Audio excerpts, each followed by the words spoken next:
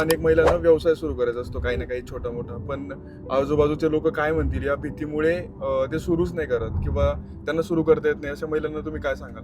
कसं आहे की आपल्या मराठी समाजामध्ये इज्जत, सन्मान, प्रतिष्ठा ह्या गोष्टींना खूप महत्त्व दिलं जातं आणि त्याच्यात मराठी माणसाला असं वाटलं की वेगळं काहीतरी करावं आपण, गुजराती मारवाडी माणसासारखं आपण बिझनेस करावा, पण त्याच्या मनात भीतीही असते की सक्सेस नाही मिळाला तर काय, आणि सक्सेस नाही मिळाला तर मग लोक काय म्हणतील, म्हणजे लोक काय म्हणतील हा जो प्रश्न आहे हा खूप मोठा अडथळा आहे आपल्या प्रगतीत पण, मराठी समाजाच्या तरुणांच्या प्रगतीत पण आणि महिलांच्या पण.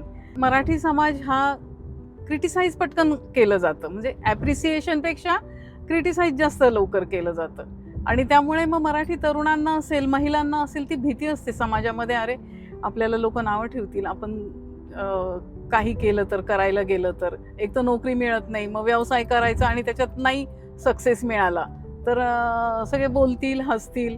त्यामुळे काय होतं की लोक काय म्हणतील ह्या प्रश्नाजवळ सगळंच थांबतं, त्यांचा कॉन्फिडन्स पण कमी होतो आणि त्याची प्रगती पण थांबते. मराठी तरुणांना, महिलांना एवढंच सांगणं आहे की लोक काय म्हणतील हा प्रश्न तुम्ही बाजूला ठेवा आणि तुम्ही पाऊल टाका. सक्सेस आपोआप येतं, त्याच्यात तुम्ही कन्सिस्टन्सी ठेवली, कॉन्फिडन्स तुमच्या मनामध्ये असला तर तुम्ही नक्कीच यशस्वी होऊ शकता. फक्त लोक काय म्हणतील हा एक प्रश्न जर बाजूला ठेवला तर मला नाही वाटत बाकी कुठले अडथळे तुम्हाला पुढे यायला पाहिजे.